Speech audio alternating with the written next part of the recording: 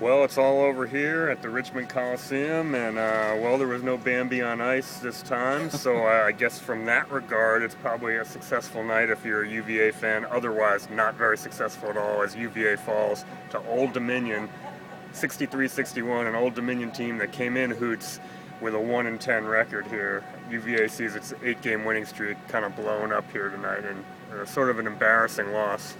Yeah, I can't imagine Virginia playing much worse than they did tonight. I mean, they didn't do much of anything right. Their defense was terrible, especially when they were relying on it the most, or had to rely on it the most. It wasn't there. They had a lot of breakdowns. Physically, I thought Akil Mitchell and Darian Atkins got pushed around way too much by a team that shouldn't be able to do that to them. For the life of me, I just wrote about this. It's something I've noticed over 30 years of covering Virginia basketball is, at least in the last 15 years or so, they seem to take other state teams very lightly, and I don't understand that because there's some good basketball played in this state.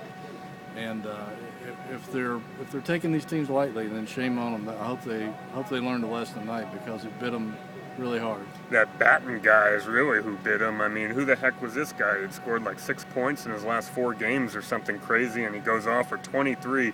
He was really the story. I mean, if you think about it, Hoots, the guy just gets hot. I mean, and I didn't think that UVA was necessarily playing horrendous D. He was hitting some contested shots, and I think it was, he was the difference tonight. If that kid doesn't get hot, then I think maybe UVA could have salvaged this game despite not playing its best. That's true, but then again, I think there were times also that Tevin Jones had difficulty stopping their ball handlers penetrating down the lane. He even said he had gotten lazy and this guy's beating for easy baskets, and you just can't do that. And I think on a night like this, not only did they miss Jontel Evans' on-ball defense, but I think they're missing his leadership more than anything, because right now I don't think this team really has a leader. But I know on the bright side you did get to spend some quality time with the governor here tonight, and you guys conversed before and after the game. What were you guys talking about? I don't think he pays attention to peons like me, so I'll leave that up to somebody else.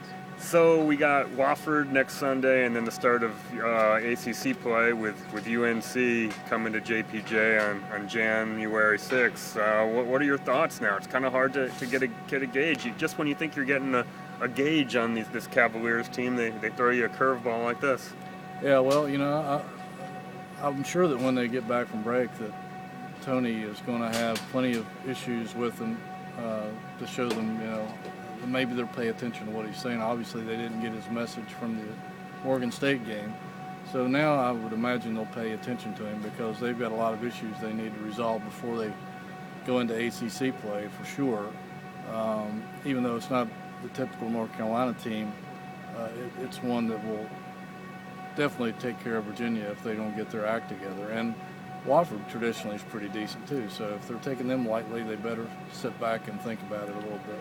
Well, we should hit the road here before they turn the power off on us again. Hootie losing part of his story tonight because the Richmond Coliseum turning their power. It's one calamity after another here at the Richmond Coliseum.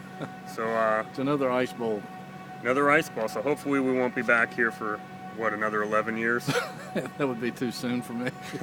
Well, Merry Christmas to everybody out there, and we'll talk to you later. All right, take care. Merry Christmas.